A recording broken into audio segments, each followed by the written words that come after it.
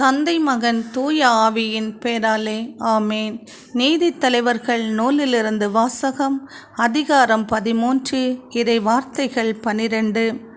அப்பொழுது மனோபா ஆண்டவரிடம், நீர் சொன்ன காரியம் நிறைவேறும் போது அந்த பிள்ளையை எப்படி வளர்க்க வேண்டும், அதை எப்படி நடத்த வேண்டும் என்று கேட்டான்.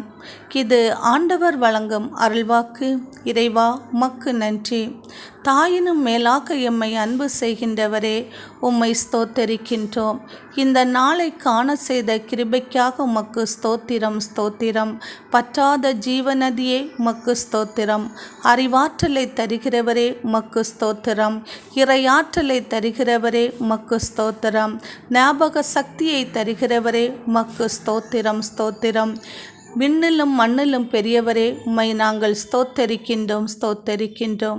இன்றைய இறைவார்த்தைக்காக உமக்கு ஸ்தோத்திரம் ஆண்டவரே ஸ்தோத்திரம். ஆண்டவரே, அன்று மனோபா நீர் அவருக்கு குழந்தை செல்வத்தை கொடுப்பேன் என்று வாக்குறுதி கொடுத்தவுடன் அதை எப்படி வளர்க்க வேண்டும் என்று உம்மிடத்தில் ஆலோசனை கேட்டார்.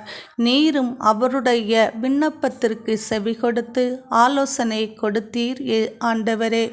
அதுபோல நாங்கள் ஒவ்வொருவரும் எங்களுடைய பிள்ளைகளை எவ்வாறு வளர்க்க வேண்டும், என்ன நெறிமுறைகளை அவர்களுக்கு நாங்கள் கற்றுக் கொடுக்க வேண்டும் என்று உம்மிடத்தில் ஆலோசனை கேட்கக்கூடிய அருளையும் ஆற்றலையும் தருவீராக. அப்பா, எங்களுடைய விண்ணப்பத்தையும் நீர் கேட்டு எங்களுக்கும் ஆலோசனைகளை தந்து உமக்கு விருப்பமான முறையில் நீர் எமக்கு தந்த குழந்தை செல்வங்களை ஆளாக்க நீர் கிருபை செய்வதற்காகவும் அதற்கு தேவையான ஞானத்தையும் அறிவாற்றலையும் புத்தி கூர்மையும் சமயோசித புத்தியையும் தருவதற்காக உமக்கு நன்றிகள் அப்பா. ஆமேன்.